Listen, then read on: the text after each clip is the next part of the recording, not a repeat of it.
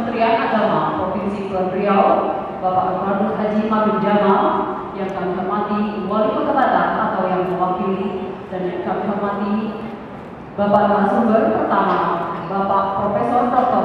Abdullah Yasin MA, dosen Universiti Malaya, Malaysia. Mohon maaf Bapak, pada backdrop terjadi kesalahan penulisan nama Dr. Muhammad Yasin yang sesungguhnya adalah Bapak Profesor Abdullah Yasin. Yang kami hormati Dr. Haji Muklis Hanafi MA, dosen Pascasarjana UIN Syarif Hidayatullah Jakarta, dan yang kami hormati Bapak Dr. Haji Abdul Mustaqim MAG, dosen Pascasarjana UIN Sunan Kalijaga. Yang berbahagia, mengawali acara seminar nasional Al-Quran, membumikan Al-Quran, aktualisasi nilai-nilai Al-Quran dalam kehidupan berbangsa dan bernegara. Kami mengajak bukannya dengan membacakan basmalah.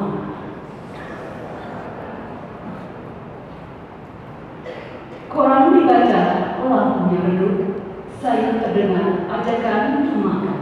Al-Quran jadikan pedoman hidup untuk disimak lalu diamalkan. Pembacaan ayat suci Al-Quran oleh Bapak Ismail Afif SI disilakan.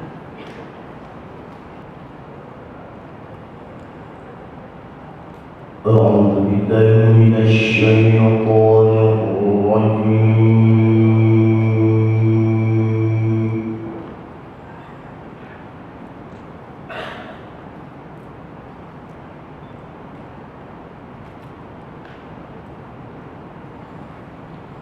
بسم الله الرحمن الرحيم.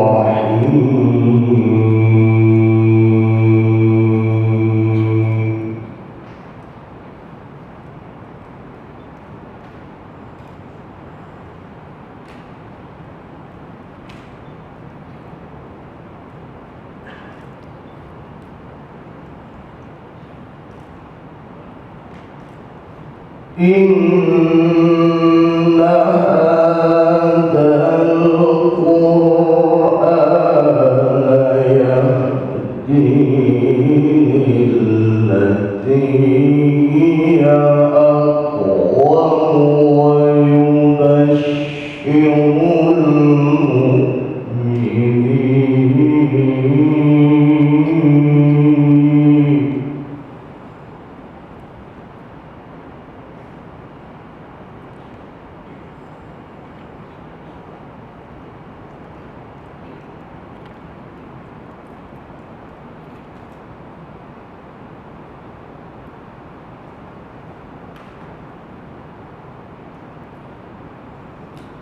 ويبشر المؤمنين الذين يعملون الصالحات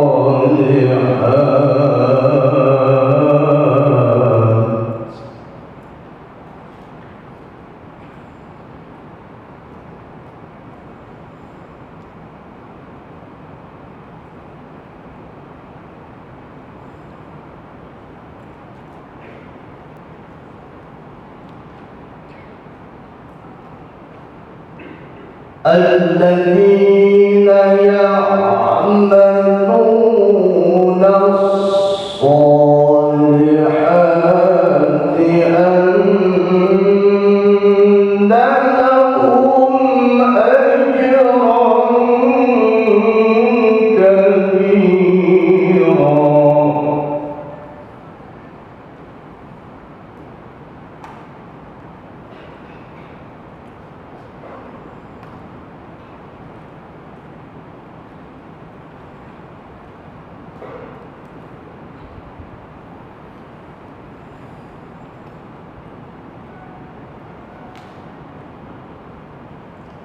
إن هذا القرآن يهدي للتي هي أقوم ويبشر المؤمنين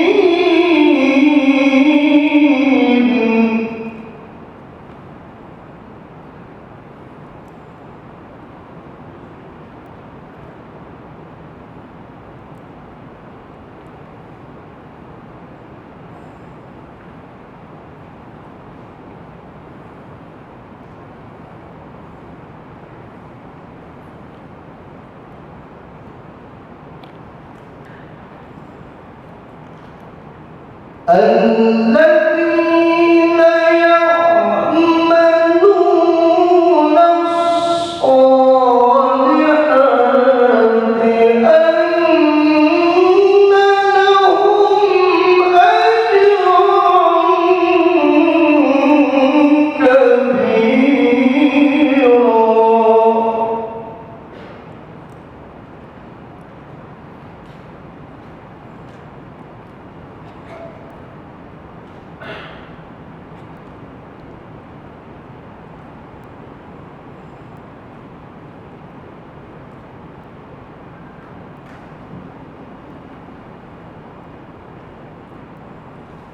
وأن الذين لا يؤمنون بالآخرة أعتدنا لهم عذابا أليما.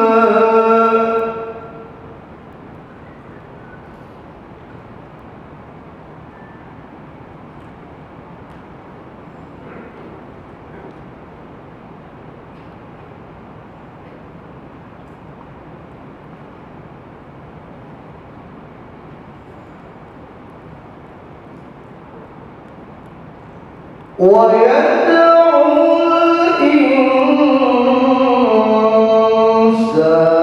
الإنسان بالشر دعاءه بالخير.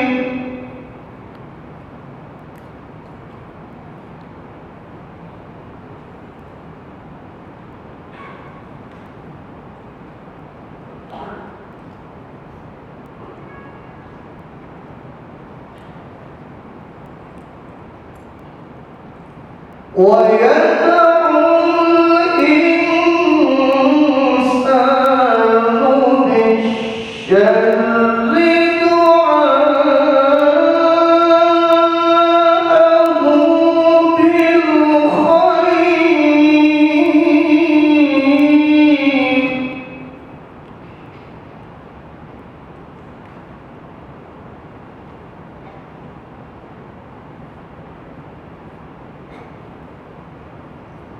وكان الإنسان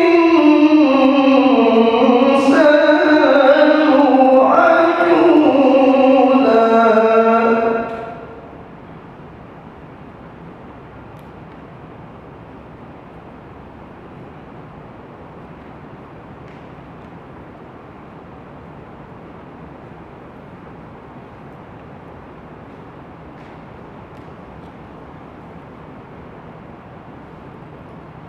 وجعلنا الليل والنهار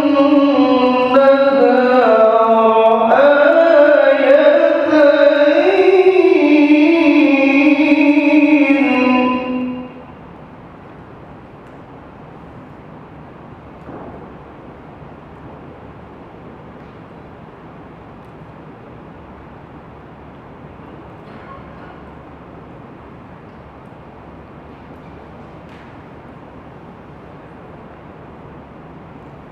فمحونا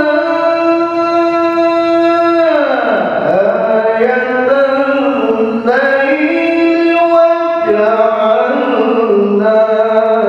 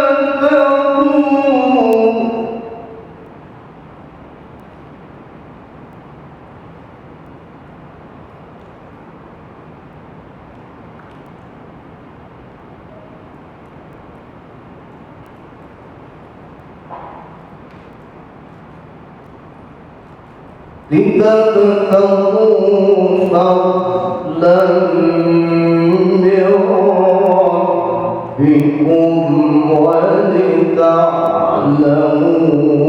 عدد السنين والحساب.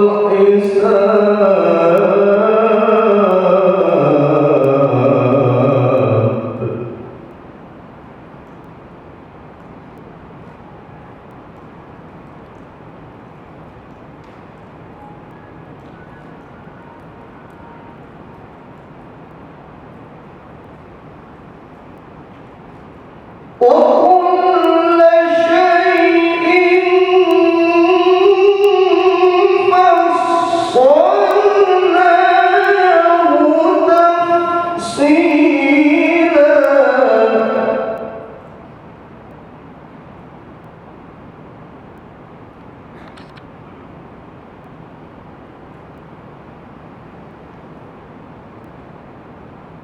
وكل إنسان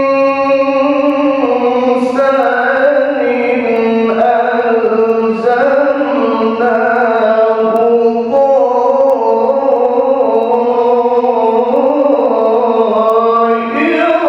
طائره في عنقه.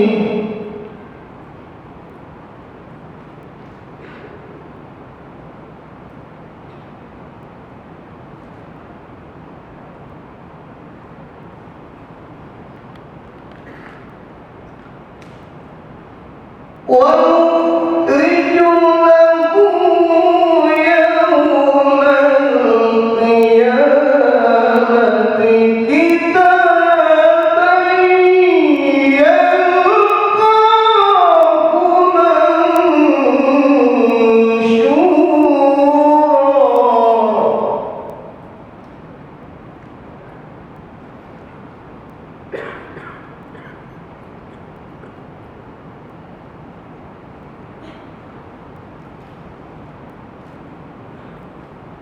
ونخرج له يوم القيامة كتابا يلقاه منشورا.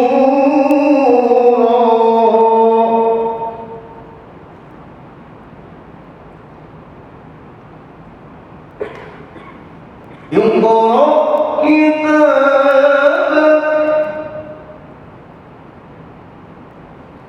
اقرأ كتابك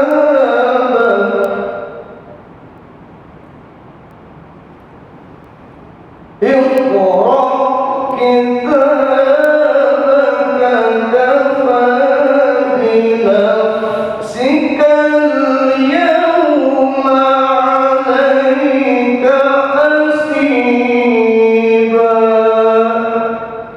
صدق الله العظيم.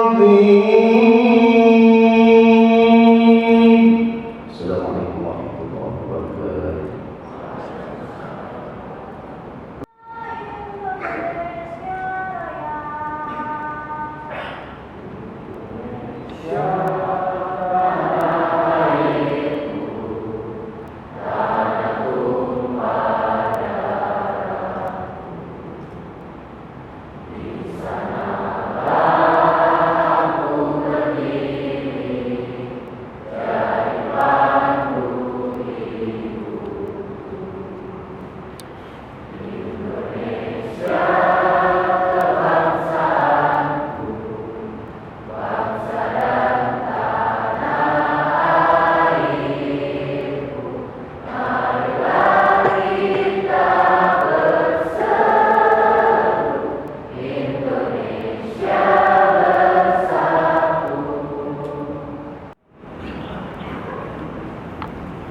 أعوذ بالله من الشيطان الرجيم. بسم الله الرحمن الرحيم.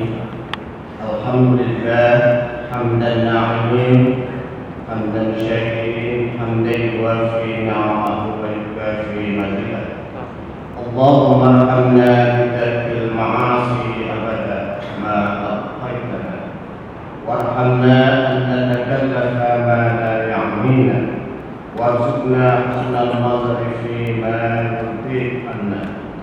اللهم بديع السماوات والأرض ذا الجلال والإكرام والعزة التي لا ترام، نسألك يا الله يا رحمن جلالك ونور وجهك أن تلزم قلبنا حفظ كتابك كما علمتنا، وارزقنا أن نتوب على النهج الذي يرضيك عنا.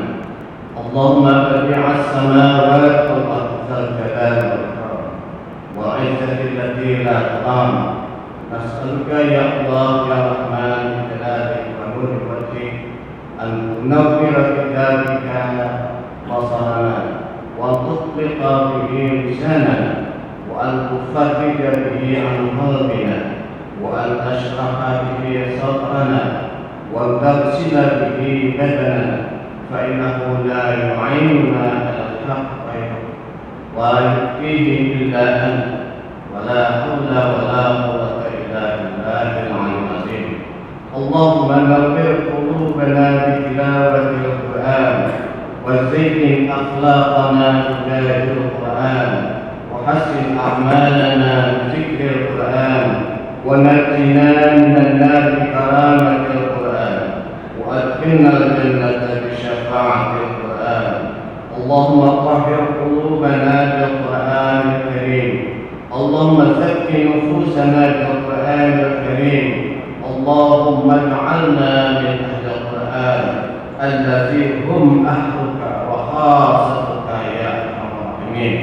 اللهم اجعلنا ممن يقيم حروفه وحدوده، ولا تجعلنا ممن يقيم حروفه ويضيع حدوده برحمتك يا أرحم الراحمين.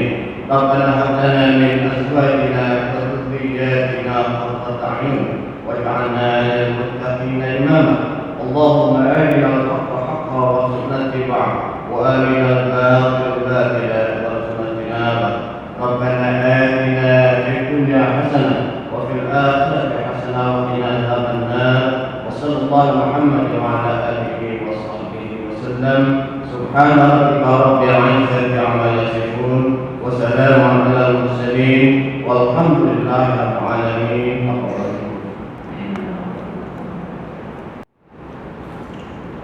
Assalamualaikum warahmatullahi wabarakatuh. Alhamdulillahilladzi anzala al-Qur'an. Assalamualaikum.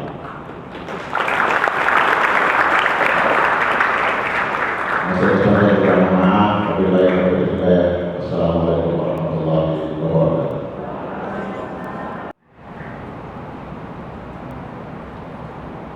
Bismillahirrahmanirrahim. Assalamualaikum warahmatullahi wabarakatuh.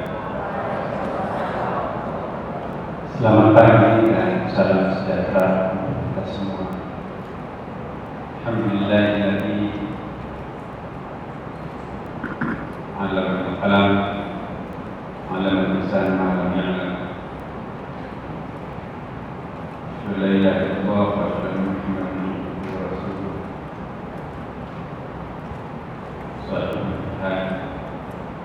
Allahumma shalli wa sallim ala sayyidina habibina wa maulana Muhammad sallallahu alaihi wasallam. Amma ba'd. Yang saya hormati para antar agama profesi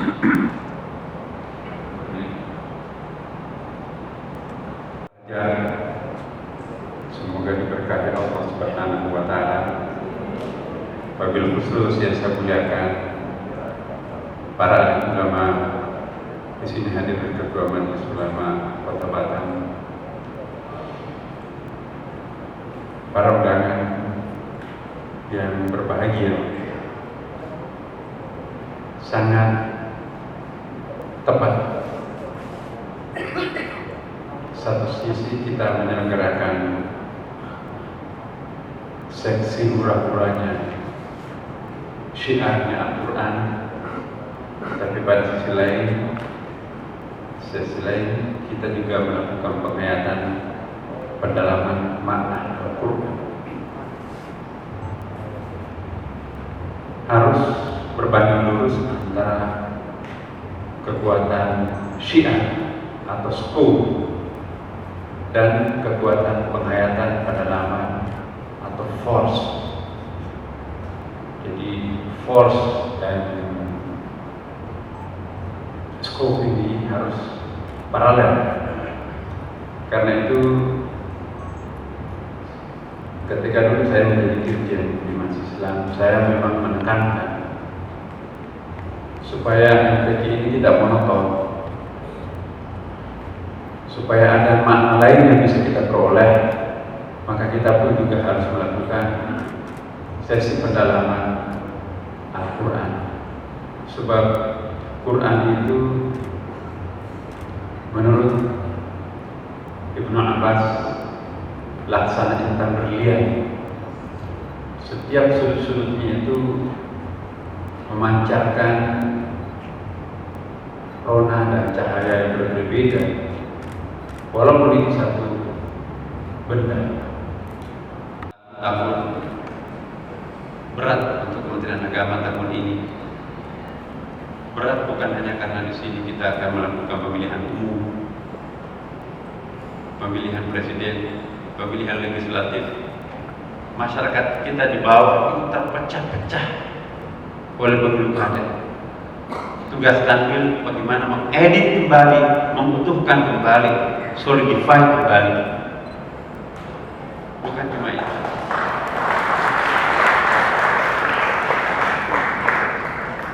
Kementerian Agama juga dironron dengan berbagai macam cobaan. Tahun ini kita akan memiliki 3 menteri agama dengan segala risikonya. Kemarin Pak SDA, kita doakan semoga Allah memberikan ketabahan.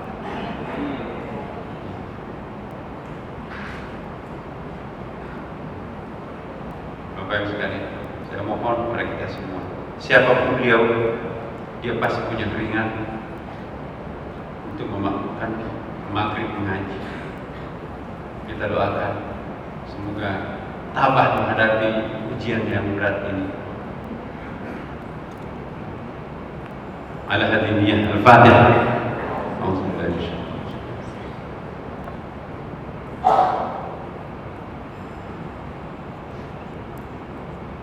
Kemudian Menteri Agama kita sekarang ini ada Menteri Pak Mulaksono, dan insya Allah hari Senin besok akan dilantik Menteri Agama yang baru yang definitif.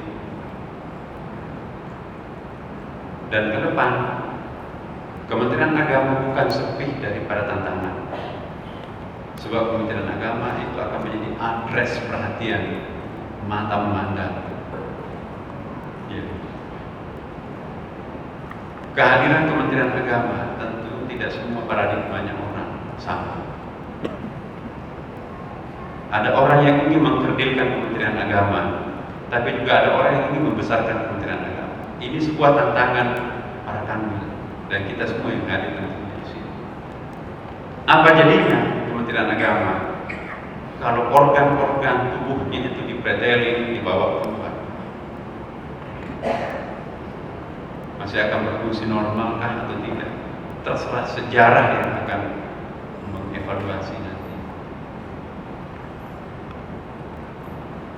Pengadilan Agama sudah dikeluarkan dari Kementerian Agama, diadopsi oleh Mahkamah Agung, sehingga hubungan batin yang memberikan pencerahan para hakim-hakim agama tidak lagi dari Kementerian Agama, dengan segala konsekuensinya tidak etis saja diletakkan di sini. Undang-undang zakat sudah keluar, zakat sesungguhnya sudah keluar juga dari Kementerian Agama. Undang-undang wakaf sudah lahir, dengan demikian wakaf sudah keluar juga dari Kementerian Agama. Hanya fungsi-fungsinya sedikit masih ada. Ya. Operasionalisasinya adalah Basnas dan BWI. Seandainya pendidikannya pun juga disatu atapkan dan memang itu sudah lama diwacanakan, maka apa boleh buat? Pendidikan agama kita itu mengalami juga desentralisasi. Jadi pengangkatan guru agama di daerah diangkat oleh bupatinya, kepada gubernurnya, tidak perlu ada pembinaan khusus dari pusat pengangkatan besar. Pak bisa bayangkan kalau itu yang terjadi. Haji, ya, sebentar lagi mungkin akan kencang pemikiran supaya dikeluarkan dari Kementerian Agama. Saya ingin mengingatkan, kalau haji keluar dari Kementerian Agama, saya khawatir jangan-jangan nanti malah justru tambah mahal. Selama ini melakukan pembimbingan haji itu dititipkan di KUA 6 ribuan KUA di seluruh Indonesia. Itu nggak perlu digaji karena negara gaji 3 juta per bulan. Kita ini bisa mencapai seperti apa yang kita harapkan bersama. Dengan memohon ridha Allah Subhanahu Wa Taala, semoga pertemuan kita ini berkah. Dan dengan membaca Bismillahirrahmanirrahim, seminar nasional membumikan Al-Quran dan sekaligus pengarahan pada seluruh rekan Kementerian Agama, saya nyatakan dibuka dengan respon.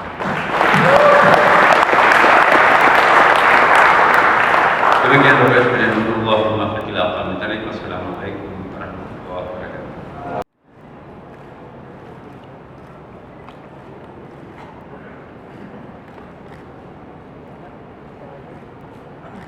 Ini membumikan tentang aktualisasi nilai-nilai Al-Quran dalam kehidupan berbangsa dan bernegara.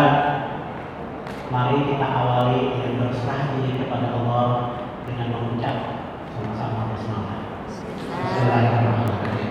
Selanjutnya kami panggil narasumber.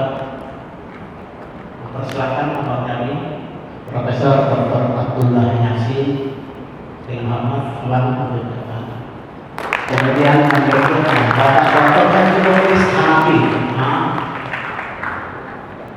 persilakan, dan berikutnya Dr. Haji Abdul Mustaqim MAG.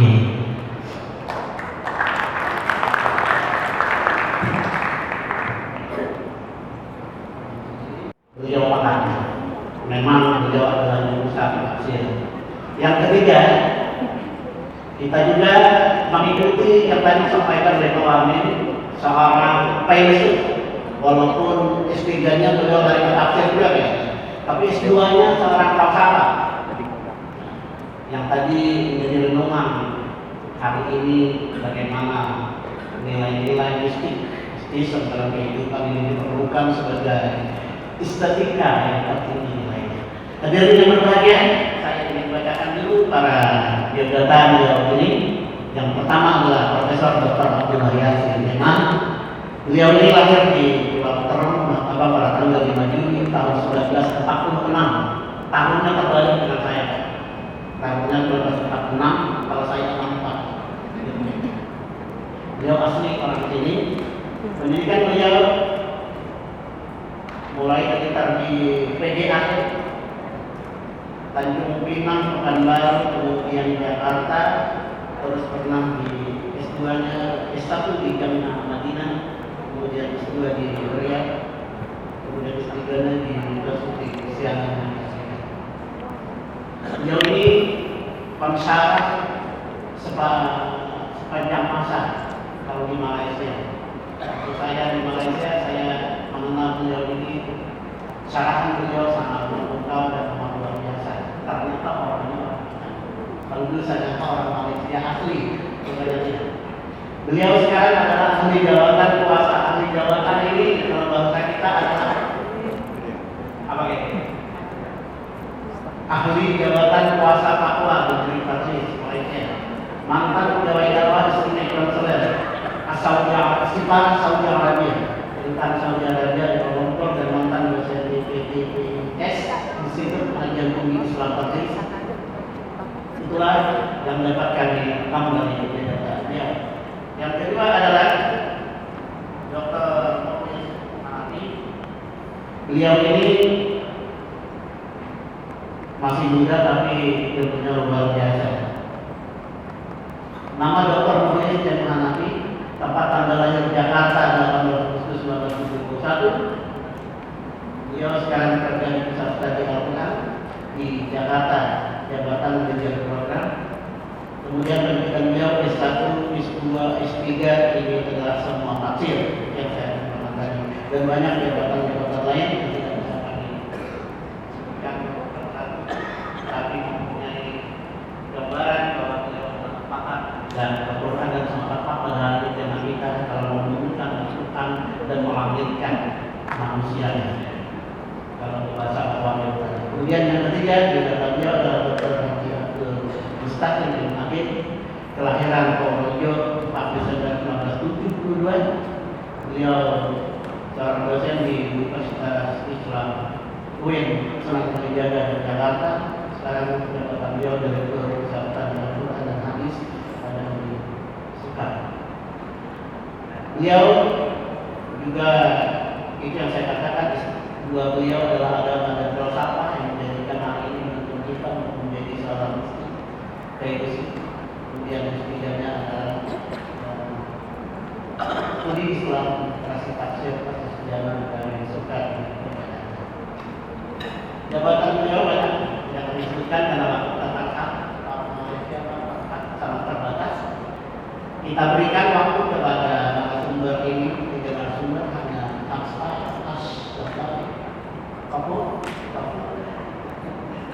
kira 15 menit saja. Terima kasih. Adik-adik, para pelajar dan mahasiswa, Assalamualaikum warahmatullahi wabarakatuh. Alhamdulillah, kita bersyukur hadirat Allah Azza wa Jalla. Berkat taufiknya kita dapat berhimpun dalam satu majelis yang pernah digelar oleh Nabi sebagai taman-taman surga. Sabda baginda, "Idza marartum bi rawdatin min riyadil jannah farta'u." Apabila kamu melewati taman-taman surga di atas muka bumi, maka masuklah taman surga tersebut. Ketika ditanya apa yang Tuhan maksudkan dengan taman surga, baginda jawab majelis ilmu. Apalagi dalam majelis ilmu atau seminar kita memperkatakan tentang Al-Quran. Para salafus saleh berkata tentang kehebatan Al-Quran. Apa kata para sahabat? Al-ilmu ma qala Allah wa ma qala Rasul. Ilmu adalah apa saja yang Allah firmankan dan apa saja yang Rasul sabda. Ini menunjukkan bahwa dalam Al-Quran penuh dengan ilmu yang kita coba untuk lihat pada pagi ini dengan istilah membumikan Al-Quran. Saya sangat setuju dengan istilah Bapak Wali, Bapak Wamen, Wakil Menteri Agama tadinya. Kalau kita minta agar Quran dibumikan, kita hendaklah melangit. Memang asalnya kita memang dari langit. Saya selalu katakan di Malaysia, ayat 38 surat Al-Baqarah, bila ada manusia yang tidak menyadarinya, memahaminya, dia akan jadi insan yang tidak ada hala tuju dalam hidup. A'udzubillahi minasyaitonir rajim. Qul nahbitu minha jami'an fa imma ya'tiyannakum minni huda faman tabi'a hudaya fala khaufun 'alaihim wa lahum yahzanun. Kami berfirman, turunlah kamu semua, kelak akan datang padamu petunjukku. Barang siapa yang mengikuti petunjukku, mereka tidak perlu takut dan tidak perlu sedih. Siapa yang dimaksudkan seluruhnya diusir oleh Allah dari langit lalu turun ke bumi?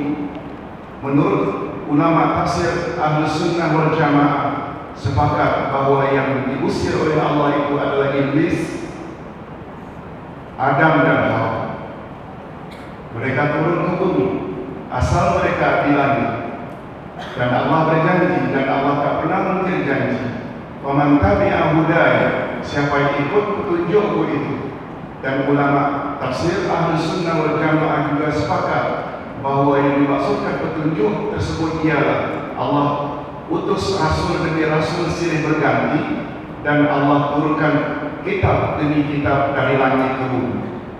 Jadi ringkasnya, Jadi ringkasnya, kalau Quran mesti kita bumikan, kita hendaklah melangit. Ini sesuai dengan kata-kata Imam Ibnu Qayyim rahimahullah. Insan baru dinamakan insan selagi ada dua unsur. Unsur pertama jasmani, unsur kedua rohani. Kalau insan ingin sehat dalam pengertian yang sebenarnya, maka kedua-duanya mesti diberi makan. Dan makanan jasmani menurut Imam Ibnu Qayyim ialah apa yang tumbuh di bumi, sedangkan untuk makanan rohani pula ialah yang turun dari langit. Oleh sebab itu manusia yang hanya fikirkan dunia saja tidak boleh lambat untuk breakfast, tidak boleh lambat untuk lunch dan dinner, tetapi rohaninya tidak diisi dengan yang turun dari langit, dia akan jadi hamba dunia. Kita juga tidak mau manusia hanya fikirkan langit sahaja, rohani diisi, tetapi pada masa yang sama jasmani tidak diisi. Oleh sebab itu ingin jadi manusia yang sehat dalam pengertian yang sebenarnya, mesti sehat jasmani dan sehat rohani. Itu sebabnya majlis-majlis macam ini semua kita tahu selalu diartikan atau dinamakan dengan santapan rohani.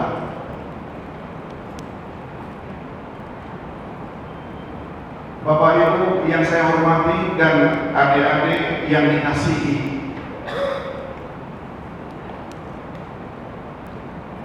kewajiban kita terhadap Al-Quranul Karim bukan hanya membaca.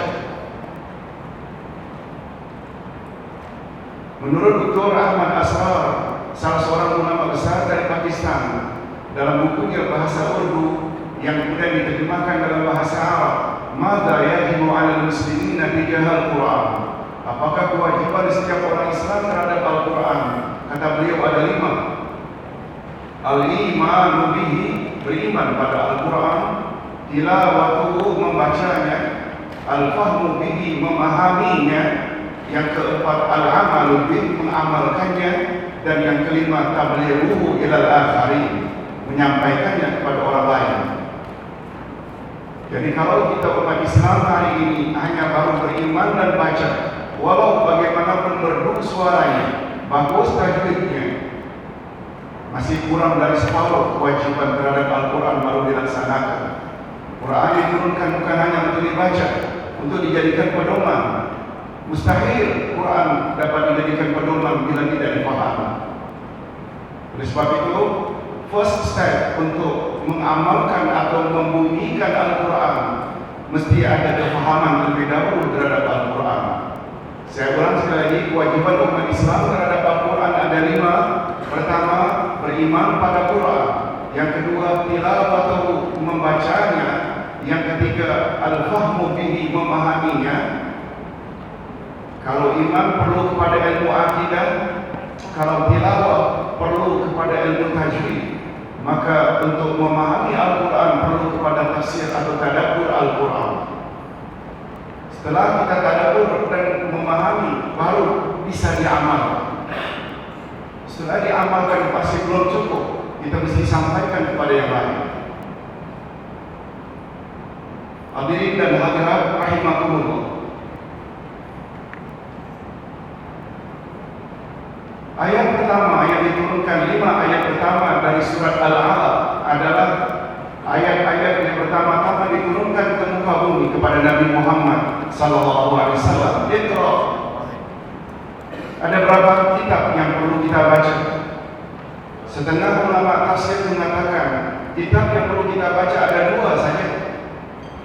Kitab munazzal, kitab yang diturunkan oleh Allah dari langit, dan yang kedua kitab makhluk, kitab makhluk, kitab ciptaan Allah. Nabi lagi tanya, dari 2 kitab ini, kitab mana yang kita perlu utamakan, dahulukan membaca? Jawabannya tidak lain.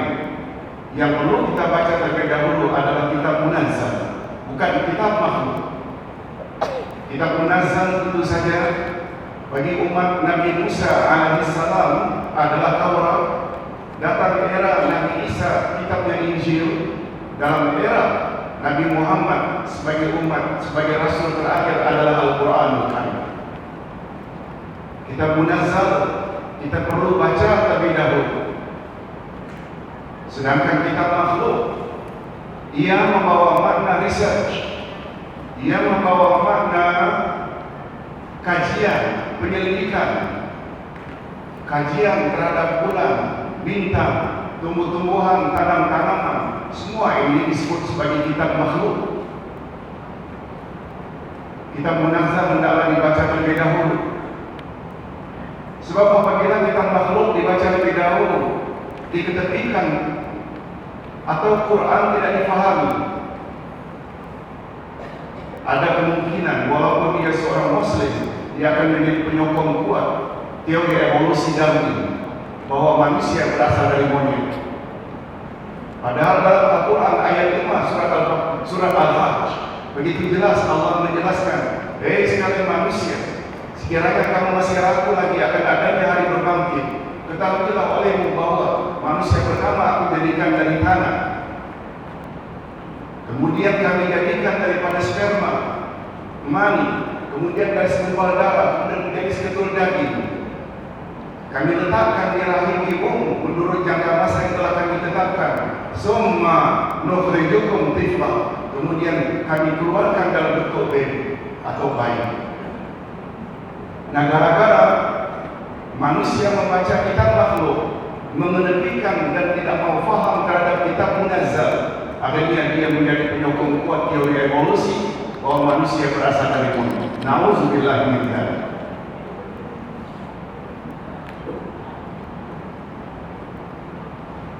Pada satu hari seorang ayah pernah datang kepada Umar bin Khattab ketika beliau menjadi khalifah.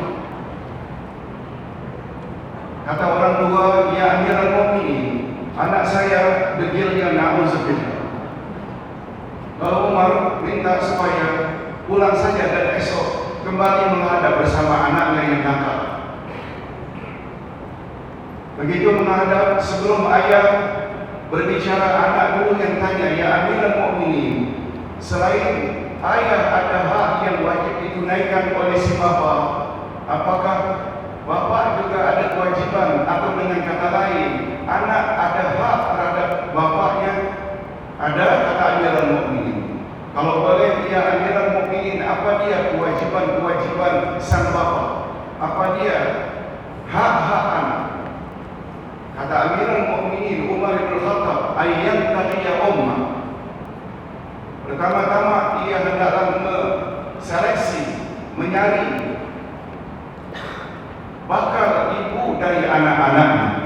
Maknanya mesti cari jodoh yang tepat.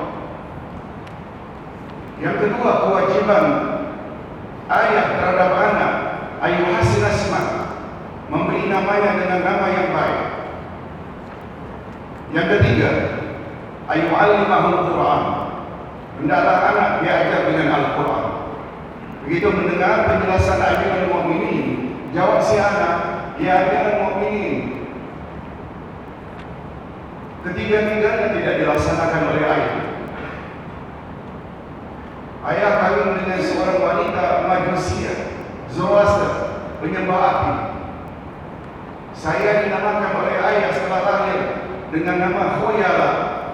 Apa makna Khoyala? Kumbang kelapa. Khoyala, kumbang kelapa. Yang ketiga, saya tidak diajar Al-Quran, ya Amirul Mukminin oleh ayah. Amirul Mukminin sambil menunjuk si ayah, kamu lebih dahulu telah berbuat jahat dan nakal terhadap anakmu sebelum anakmu nakal kepadamu. Bapak-bapak dan ibu-ibu sekalian, lihat ini kewajiban kita. Lebih-lebih lagi pada hari ini, di mana krisis moral bersangat-sangatan, bukan hanya di Indonesia, juga di Malaysia, di mana-mana. Oleh sebab itu akidah perlu kita perkuat. Quran adalah kitab akidah yang paling besar. Quran adalah kitab akidah yang paling besar. Itu sebabnya Abdullah bin Umar bin Khattab, anak Umar bin Khattab, Abdullah bin Umar bin Khattab berkata, apa kata beliau? ta'allamna al-iman, summa ta'allamna al-Quran, fazdadna iman. Mula-mula kami belajar iman dari Rasul, pakai percaya saja. Ada Allah, ada malaikat di kiri kanan yang sedang mencatat, ada ini syurga, ada neraka, ada siratal mustaqim. Summa ta'allamna al-Quran, kemudian kami belajar Quran, dan dengan mempelajari Quran bertambah-tambah iman kami. Saya tahu moderator sedang lihat jamnya. Saya biasanya ceramah di Malaysia 2 jam. Sekarang baru take off, sudah disuruh lagi. Minta maaf ya. Belajar Al-Quran, belajar Al-Quran. Na'udzubillah, bukan menyombongkan diri, melihat bahwa persoalan akidah dan persoalan Al-Quran sangat kurang diperkenalkan di Nusantara, utama di Malaysia. Saya sudah menulis 11 juz Al-Quran, juz 1 hingga juz 10 dan juz 30. Saya tulis sejak tahun 80, sejak bertugas di Malaysia. Alhamdulillah, sekarang sedang dicetak. Dan akidah ada 3 jilid. Akidah Ahlussunnah wal Jamaah 1, 2, 3. Mengingat 2 subjek ini sangat kurang diperkenalkan di masyarakat Nusantara. Pergilah mana-mana buku yang paling banyak kitab-kitab fiqh tentang syariat, akidah kurang. Sebenarnya untuk membendung kenakalan remaja, akidah mesti betul. Walaupun anak kita punya laptop di dalam biliknya, internet, kalau dia tahu bahwa dia senantiasa disaksikan oleh Allah, di kiri kanan ada malaikat yang mencatat, dia tidak akan tekan button-button tertentu, akhirnya keluar gambar-gambar pornografi. Betul tak? Betul. Iman. Oleh sebab itu, usaha yang dibuat untuk membumikan Al-Quran ini sangat penting. Lebih-lebih lagi kalau dikatakan tadi saya di bidang pendidikan, saya melihat pendidikan yang ada dalam Al-Quran menjamin manusia tidak akan rugi buat selama-lamanya, dunia dan akhirat. Coba lihat Luqmanul Hakim. Apa yang pertama-tama Luqman suruh anaknya? Ya bunayya la tusyrik billah. Anak, jangan buat syirik terhadap Allah. Inna syirka la zulmun azim. Kemudian disusuli, ya bunayya aqimis salat, dirikan salat, wa'mur bil ma'ruf wa nahy 'anil munkar, ajak orang buat baik, cegah orang berbuat munkar, wasbir 'ala ma asab, sabarlah terhadap apa yang menimpa kamu. 4 perkara ini tersirat dan tersurat di dalam surat Al-Asr. Pernah ketika Bapak Presiden datang untuk seminar OIC di Kuala Lumpur, saya kebetulan diminta untuk jadi khatib di salah satu hotel tempat penginapan bapak-bapak menteri. Saya bawa perkara ini sambil mengharap agar Bapak SBY dapat. Saya katakan, innal insana lafi khusr, demi masa. Innal insana lafi khusr, demi masa. Menunjukkan masa ini sangat penting, sangat mustahak kata orang Malaysia. Pertama, maklumlah sudah 35 tahun di Malaysia. Walaupun kita lihat justru orang Islam lah yang paling kurang jaga masa, time management. Kalau orang Barat mengatakan don't wait tomorrow, what you can do today. Jangan tunggu esok apa yang kamu boleh lakukan hari ini. Nabi Muhammad SAW, Abdullah bin Umar bin Khattab, apa yang beliau kata? Idza asbahta fala tantazir al-masa, wa idza amsayta fala tantazir as-subh. Bila kamu sedang berpagi-pagi, jangan tunggu petang. Bila kamu sedang berpetang-petang, jangan tunggu pagi. Betul tak Islam lebih hebat dari Barat? Betul tak? Kalau Barat masih lagi, jangan tunggu esok apa yang kamu boleh lakukan hari ini. Islam kata, bila kamu sedang berpagi-pagi, jangan tunggu petang. Bila kamu sedang berpetang-petang, jangan tunggu pagi. Begitu manajemen time management di dalam Islam. Hadirin yang saya hormati, oleh sebab itu sekali lagi, jangan lupa utamakan usaha untuk memahami Al-Quran, kemudian kita amalkan dalam kehidupan kita sehari-hari, dan saya katakan innal insana lafi khusr, innal insana lafi khusr. Alif lam pada insan itu adalah istilah jenis.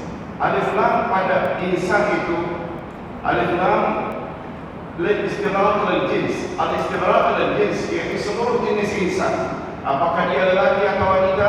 Saya katakan dalam khutbah tersebut, apakah dia presiden atau bumi kasar atau buruh kasar, semuanya khusrin dalam keadaan rugi, illa kecuali mereka yang punya 4 sifat: iman, amal saleh secara pribadi, wa tawasaw bil haq, sampaikan kebenaran, dan sabar. Betul tak keempat-empat yang ada dalam wal asli? Inilah kehendak daripada nasihat Luqmanul Hakim kepada anaknya. Betul tak? Betul tak? Dengan kata lain, Luqmanul Hakim tidak mau anaknya rugi dunia dan akhir. Saya kira cukup sekian.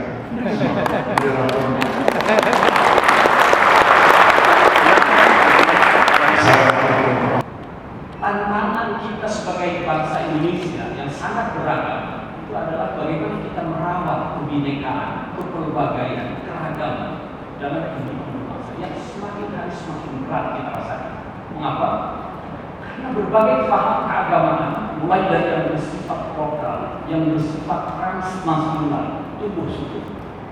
Semua merujuk kepada Al-Quran, semua berlaku kepada Al-Quran. Bahkan katanya bertujuan memurnikan ajaran Al-Quran.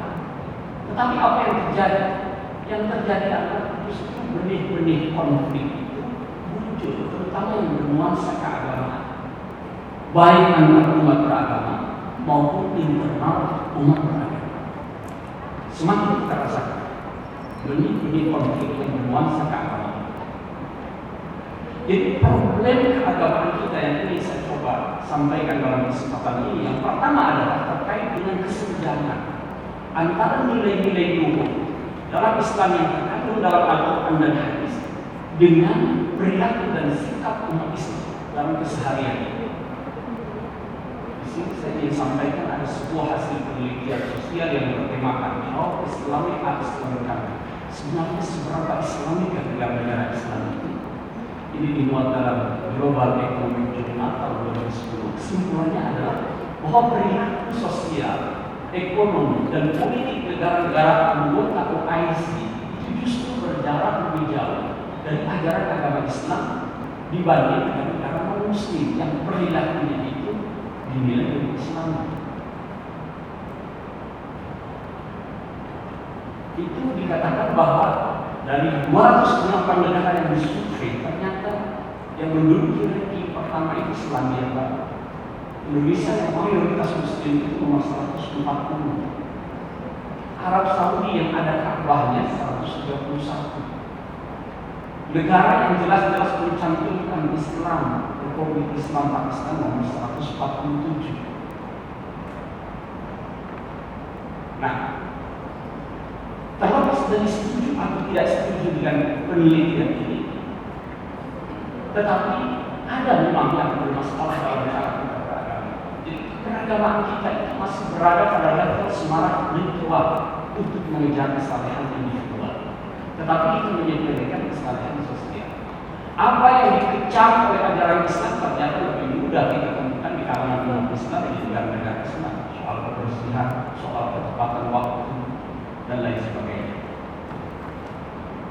Inilah mungkin yang pernah dialami oleh Imam Muhammad Abd ketika dia dikirim ke Prancis. Pulang dari Prancis dia berkomentar, saya lebih melihat Islam di Eropa, tetapi kalau orang Islam memang banyak saya temukan di negeri Arab ini. Dia juga yang mengatakan Al-Islam mahjubun bil muslimin. Islam itu nilai-nilai Islam yang dulu itu tertutupi oleh perilaku umat Islam yang tidak mencerminkan ajaran agama Islam. Inilah yang saya katakan sebagai satu kesenjangan antara nilai-nilai luhur yang terdapat dalam Al-Quran dan hadis dengan realitas umat Islam. Apakah ini yang dulu pernah dikeluhkan oleh Rasulullah SAW seperti direkam dalam Al-Quran? Wa qala Rasul ya Rabbi inna qawmi ittakhadhu hadzal Qur'ana mahjura. Apa yang dimaksud mengabaikan Al-Quran ini? Ibnu Katsir menjelaskan bahwa bentuknya adalah ketika dibacakan Al-Quran, mereka malah menyibukkan diri dengan yang lain, tidak mempelajari, tidak menghafal, tidak mengimani, tidak merenungi, tidak mencermati makna-maknanya dan lain sebagainya. Ini termasuk ittakhadhu Al-Quran. Padahal tadi Prof. Abdullah Yasin sudah menyampaikan 5 hal kewajiban umat Islam. Saya sesungguhnya menurunkan ada trilogi yang saya sebut dengan trilogi interaksi dengan Al-Quran. Bagaimana seharusnya kita berinteraksi dengan Al-Quran? 3 hal ini sebenarnya tidak boleh dipisahkan. Yang saya simpulkan dari sebuah ayat dalam surat Al-Jumu'ah ayat yang kedua yang menjelaskan tentang fungsi Rasul yang dikatakan yasku alaihim ayatihi wa yuzakkihim wa yu'allimuhumul kitaba wal hikmah. Trilogi interaksi yang saya maksud di sini ada yang pertama, kita berinteraksi dengan Al-Quran dalam bentuk tilawatan wa hifzan wa istima'an, dengan membaca, menghafal dan mendengarkannya. Lalu yang kedua, berinteraksi dengan Al-Quran dalam bentuk fahman wa tafsiran. Yang ketiga, berinteraksi dengan Al-Quran ittiba'an wa amalan wa da'wah, amalan dan dakwah. Kita hampir sama dengan yang disampaikan oleh Prof. Yasin tadi. Dulu para sahabat ketika mempelajari Al-Quran begini, mereka mempelajarinya itu setiap 10 ayat, tidak berpindah kepada ayat berikutnya sebelum mereka betul-betul pahami, hayati dan amalkan secara satu 3 level ini. Mari kita lihat, kalau kita berkaca pada trilogi interaksi ini, kita masih lebih banyak berkutat pada level yang pertama, tilawatan wa hifzan wa istima'an. Sementara dalam level fahman wa tafsiran ada kesamaan. Nah, disinilah maka penting kita membangun kesadaran untuk menuju perubahan. Kesadaran itu perlu menuju masyarakat sadar Al-Quran. Sadar itu bukan sekedar tahu dan mengerti, tetapi sadar itu adalah rangsangan yang terdapat dalam Al-Quran mampu menggerakkan hati yang kemudian menggerakkan akal pikiran dan organ manusia untuk melakukan nilai-nilai yang diajarkan oleh Al-Quran. Nah, semangat beragamaan yang begitu tinggi belum diimbangi dengan pengetahuan dan tradisi ilmiah yang kuat, sehingga slogan yang sering kita dengar kembali kepada Al-Quran dan Sunnah itu justru dalam penerapannya membuat kita sering berkelahi karena tidak didukung dengan pemahaman yang baik dan benar. Disinilah saya kira kondisi kita memang sudah terbebas dari buta aksara Al-Quran, tetapi kita belum bebas dari buta aksara pemahaman Al-Quran. Ini yang sering atau yang diistilahkan oleh seorang perumus Mesir Al-Albani dengan istilah al-ummiyah ad-diniyah. Satu ungkapan yang diambilkan dari sebuah ayat dalam surat Al-Baqarah, wa minhum ummiyuna. Ummiyun bukan sekedar tidak bisa baca, tidak bisa menulis Al-Quran, tetapi la ya'lamuna, tidak paham kitab suci. Kalaupun paham, illa amaniyah wa ilmu illa yajib. Ada sekitar anak-anak, ada dugaan-dugaan saja, tidak melalui pemahaman yang baik dan benar secara mendalam. Malik bin Nabi, seorang reformis asal Aljazair itu dalam buku Syuhud Allah pernah menyindir, kalau dulu kita punya penyakit itu satu, kebodohan, buta huruf. Tetapi sekarang ini dia bilang, setelah 50 tahun, ada muncul penyakit baru yang lebih berbahaya, sok pintar, mengaku sepakat. Ini yang disebut obat. Dr. Mukhlis Hanafi, satu angle yang saya ambil adalah tentang persoalan penafsiran. Jadi Pak Mukhlis Hanafi sudah menyinggung dengan konsep wasatiyahnya. Maka tema ini saya kasih judul deradikalisasi penafsiran Al-Quran, upaya membangun harmoni sosial dalam kehidupan masyarakat yang multikultur. Di situ ada gambar. Sebenarnya ini saya juga secara tidak sengaja, karena gambar ini sudah saya miliki sebelum ada tema MTQ. temanya membumikan atau apakah Quran itu simbol dan itu yang bulan itu bumi. Qurannya supaya membumi. Lalu paradigma yang saya pakai adalah Al-Quran kitab rahmah. Quran sebagai kitab rahmah. Baik, salah satu persoalan yang sedang kita hadapi juga dalam konteks keindonesiaan adalah apa yang sering disebut dengan radikalisasi agama, paham yang disebut dengan radikalisme. Nah, ini memang sebenarnya tidak bisa dilepaskan dari adanya teks-teks Al-Quran yang secara tekstual itu memang bisa menjadi pemicu dan memacu kekerasan. Itu surat Al-Baqarah ayat 19, 89 dan juga Al-Anfal ayat 60. Itu kalau kita baca secara tekstual waqatilul musyrikin kafah misalnya dan seterusnya, secara tekstual bisa mengarah ke sana. Kemudian sisi lain juga kita kadang-kadang menyaksikan ada fenomena yang disebut dengan violence in the name of God. Jadi kekerasan atas nama Tuhan, violence in the name of religion, kekerasan atas nama agama. Akhirnya apa? Agama yang mestinya itu hadir di dalam satu masyarakat untuk menciptakan peace, kedamaian, asil wassalam, itu kemudian justru seolah-olah menjadi license to kill, alat untuk membunuh yang lain.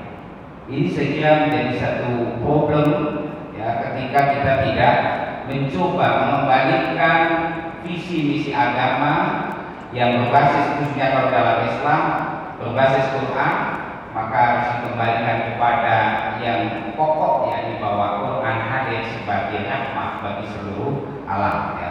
Di alam dia sangat jelas wa ma arsalnaka illa rahmatan lil alamin. Baik. Nah, maka di sini pertanyaannya mengapa perlu diradikalisasi dan apa itu diradikalisasi? Segera sedikit yang akan saya sampaikan di sini. Nah, sebelum sampai ke situ, kita sebenarnya dalam konteks multikultur yang tadi disinggung Pak Mukhlis ya, itu memang sangat memerlukan pandangan keagamaan yang wasatiyah ya, untuk menciptakan al-insijam ya, wal ikhtilaf atau harmoni tadi. Harmoni itu adalah sebuah pencapaian ideal dalam sebuah tatanan masyarakat di mana setiap individu dituntut untuk bisa menjaga kerukunan dengan sedapat mungkin menghindari adanya konflik terbuka di antara mereka. Meskipun tetap harus dicatat bahwa yang namanya konflik, tension dan konflik itu selagi masih ada kehidupan manusia dari walayazaluna mustalifin pasti terus akan ada ya. Nah, cuma bagaimana kita bisa mengelola konflik tadi, potensi-potensi perbedaan itu menjadi sebuah kekuatan untuk membangun peradaban ya. Baik. Nah, kalau kemudian kita hubungkan dengan persoalan deradikalisasi bahwa konflik dan kekerasan yang mengatasnamakan agama dan sering merusak harmoni sosial, salah satunya memang disebabkan oleh pandangan keagamaan yang radikal, dan ini bukan hanya di Islam, di luar agama Islam pun juga sama sebenarnya. Sehingga kadang-kadang di masing-masing tokoh agamanya juga ikut menyesalkan ya, tentang praktek-praktek seperti itu. Dan ini biasanya berbasis kepada penafsiran yang tadi Pak Mukhlis itu cenderung tekstual dan radikal. Maka deradikalisasi sebenarnya adalah merupakan konsep untuk melakukan deideologisasi yang merupakan upaya untuk memutus proses penyebaran ideologi radikal. Kalau terkait dengan konteks Indonesia yang namanya teroris, ya, itu terorisnya bisa saja dipenjara, bahkan ditembak mati, tetapi ideologinya tetap bisa hidup. Nah, oleh sebab itu ada satu pandangan yang menarik, saya kutip dari Dr. Yusuf Al-Qadhi di dalam kitabnya Zahiratul Ulum fil Islam. Dia katakan bahwa al-afkar la tuqawwam illa bil afkar. Yang namanya pemikiran, ideologi tidak bisa dilawan kecuali dengan ideologi. Nah, deradikalisasi adalah dalam rangka untuk mengembalikan ke aspek Islam wasatiyah tadi. Oke. Nah, lalu apa ciri-ciri Islam radikal? Kita ambil teorinya John Esposito, dia seorang orientalis, tetapi dia orientalis yang banyak dinilai, banyak menguntungkan Islam, banyak membela Islam, sehingga sebagai pengamat melihat ini orang Amerika, dia menilai John Esposito itu seperti algoritnya, meskipun tidak Islam, tetapi banyak membela kepentingan. Dia kemudian membuat satu teori tentang ciri-ciri Islam radikal dalam konteks ini adalah yang pertama, adanya kebencian Barat terhadap Barat secara membabi buta. Seolah semua yang datang dari Barat itu jelek. Padahal faktanya tidak. Banyak yang Barat yang baik yang kita bisa ambil dan yang dulu bisa kita tolak. Sebaliknya mungkin yang dari Timur juga tidak semuanya jelek baik. Tadi ketepatan waktu Bapak singgung ya, tidak tepat waktu misalnya dan seterusnya. Kemudian ciri yang berikutnya, membentuk pemerintahan Islam sebagai kewajiban syariat Islam yang mutlak. Ini berangkat biasanya dari penafsiran yang saya lihat di Dilail Quran, ya, punya saya itu misalnya ketika menafsirkan ya ayyuhalladzina amanu udkhulu fis-silmi kafah. Itu sering kemudian menjadi basic teologi. Oh, kalau mau masuk Islam yang kafah berarti sistem negaranya harus Islam. Kalau tidak Islam itu tidak bisa diklaim sebagai Islam yang kafah. Padahal dari sisi tafsir sebenarnya ini masih bisa didiskusikan ulang. Apa yang disebut dengan aslimu di dalam ayat itu di surat Al-Baqarah ayat 208. Ya. Saya sempat menyampaikan ini, mohon maaf Ustaz ya, waktu di seminar di Jakarta. Ya. Saya mencoba melihat ulang pertanyaannya, kenapa tafsirnya kemudian wahai orang-orang yang beriman, masuklah kalian ke dalam agama Islam. Kata aslimu tiba-tiba kok maknanya dalam agama Islam.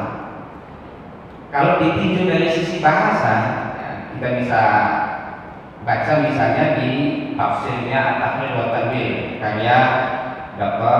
Ibnu Ashur, ya, Profesor Ibnu Ashur. Ya. Itu ternyata aslimu lebih tepat dalam konteks ayat itu, artinya asulku. Jadi wahai orang-orang yang beriman, masuklah kalian dalam perdamaian secara total. Ini kalau dalam konteks tadi melakukan deradikalisasi penafsiran dalam rangka membangun harmoni sosial, saya kira tafsir yang menafsirkan kata aslimu di mana asulku lebih memperoleh signifikansi yang lebih tepat, ya. Sebab apa? Tadi implikasi dari penafsiran aslimu kemudian menjadi agama Islam ternyata sudah dipahami sebagai orang. Kalau begitu mendirikan negara Islam wajib. Indonesia ini yang punya dasar Pancasila berarti belum dianggap sebagai Islam. Maka jangan heran Bapak Ibu, sampai sekarang masih ada orang yang punya pandangan bahwa Pancasila itu adalah pokok, ya, dasar Pancasila, demokrasi, undang-undang dasar, semuanya itu adalah dianggap bertentangan dengan Islam. Implikasinya karena itu disebut sebagai pokok dan itu adalah aturan, maka ada sebagian orang yang dengan atas nama Quran, ya, yang dia pahami rela dan berani melepaskan bom untuk menghancurkan yang notabene kawan kita sendiri atau sesama umat Islam sendiri. Bom diledakkan di masjid dan seterusnya dan seterusnya. Dan ini memang ada risetnya. Dosen Ontasari pernah meriset salah kepada sebagian tahanan teroris, diinspirasi oleh model-model tafsiran yang bisa memicu dan memacu kepada kekerasan. Yang kedua kayaknya sih sudah berpindah kepada berjanji. Kayaknya saya perhatiin. Apa yang ketiga? Kayaknya ada musyadidnya ya. Tapi setelah direnang-renang, ketiga orang ini sama-sama mujahid, sama-sama musyadid. Artinya sama-sama ingin bersungguh-sungguh memberikan Al-Quran, bersama-sama juga memberikan pemahaman yang baru tentang makna yang kemudian juga meluruskan pikiran-pikiran, tapi dalam koridornya ini yang saya katakan yang begitu menarik buat saya. Koridor ketiga orang ini sama, mu'akhad, bahwa persaudaraan itu di atas segala-galanya, mu'akhad. Ini yang penting. Jadi bagaimanapun penafsiran dalam pikiran, tapi paham itu ada lagi satu koridornya.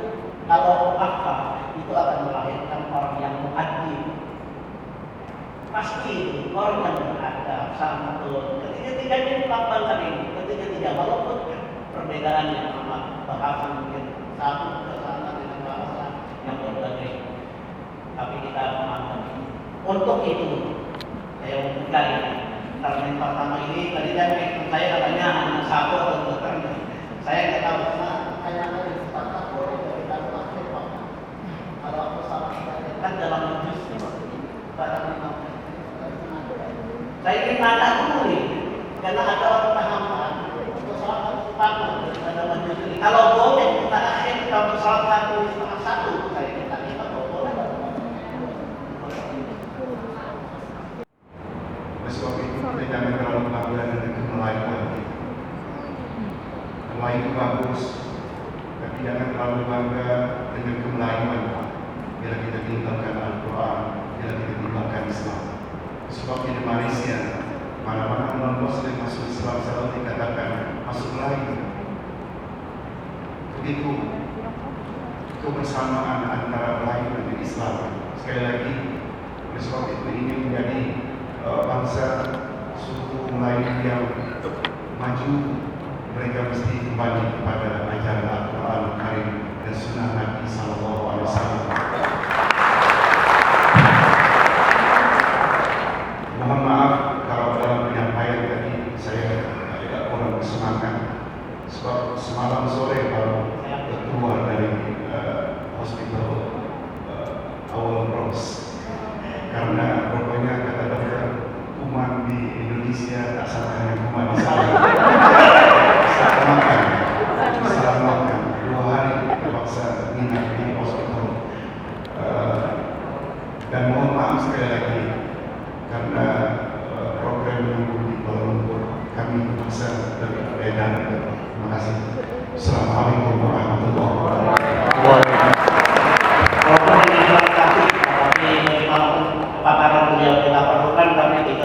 Baik, minta waktu sekejap. Prof. Abdullah, minta waktu sekejap penjelasan yang akan disampaikan oleh Ketua Panitia kepada Profesor Dr. Abdullah Yasin yang sebentar lagi insya Allah akan meninggalkan ruangan ini dengan ada keperluan yang lain.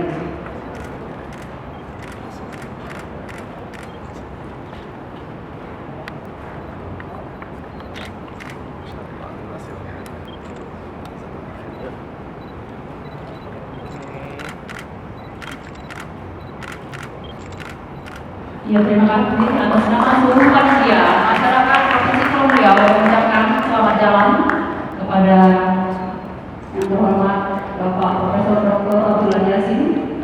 Salam untuk keluarga. Terima kasih.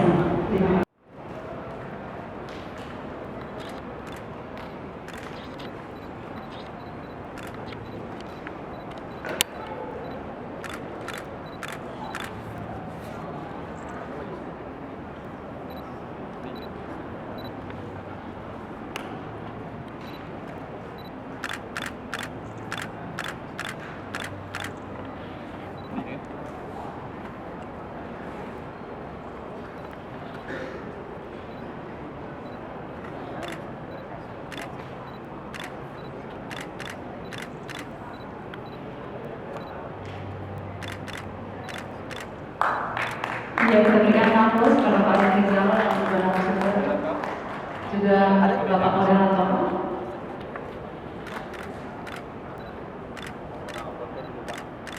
Oke, kita foto dulu Pak.